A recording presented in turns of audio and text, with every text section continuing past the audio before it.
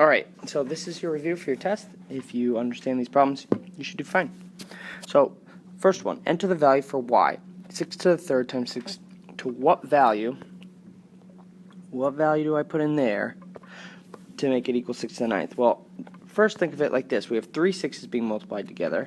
How many more to make 9 in total? So that'll be 4, 5, 6, 7, 8, 9. Now I have 9 6's being multiplied here. How many was that? That's 1, 2, 3, 4, 5, 6. Or just add it. 3 plus 6 equals 9. So there's your answer. Lots of 6's here. How many times larger than 5 times 10 to the third is 5 times 10 to the ninth? Make sure this number, the larger number, goes on top. Now just divide each one. 5 divided by 5 is 1. And 10 to the ninth divided by 10 to the third, we got to use our rules. How many more 10's are on the top? Or do this. 10 to the ninth minus 3 is 10 to the sixth. That's my answer. 10 to the sixth. You don't have to put 1 times that. You could, but you don't need to. Let's look at this graph. I drew it for you. A line has a slope 2/3 and starts at the origin.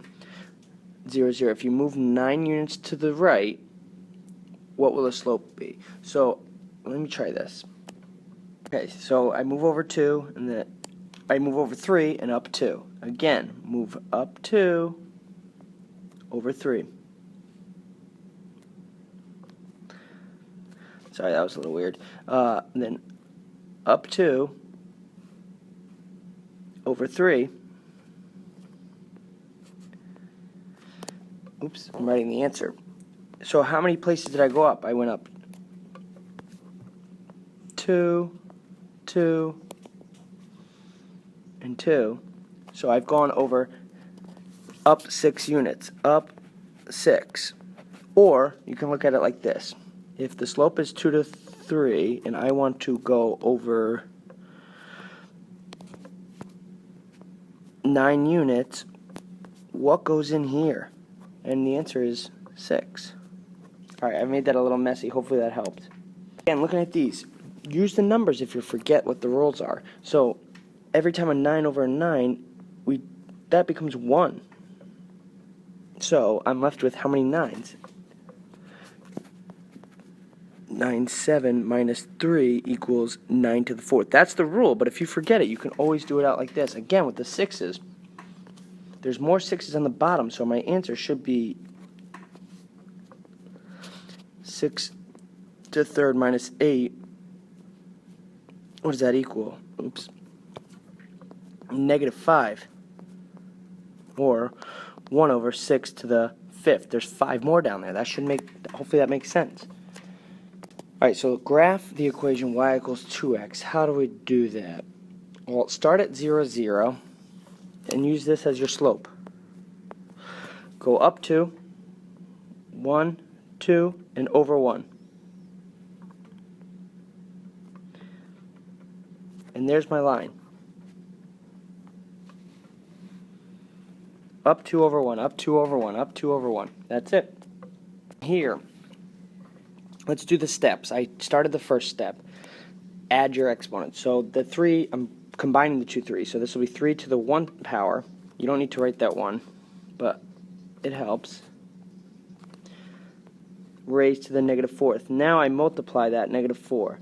So it'll be 3, 1 times -4, which equals 3 to the -4th. Or 1 over 3 to the 4th, which equals 1 over 81. Okay? Alright, I kind of did a little work before this one. Just copy the numbers. 13 plus 4x minus 5. You know that that's what equals x plus 8 plus 3x. Now, the line down the middle, that's where the two sides of the equation. We got the left side, the right side. Combine your like terms. Those are the boxed in items on each side. So what am I going to be left with? I'm going to be left with 4x. 13 minus 5 is 8.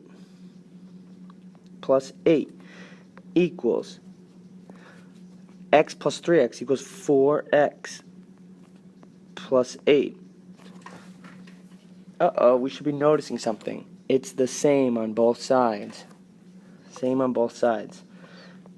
Same both sides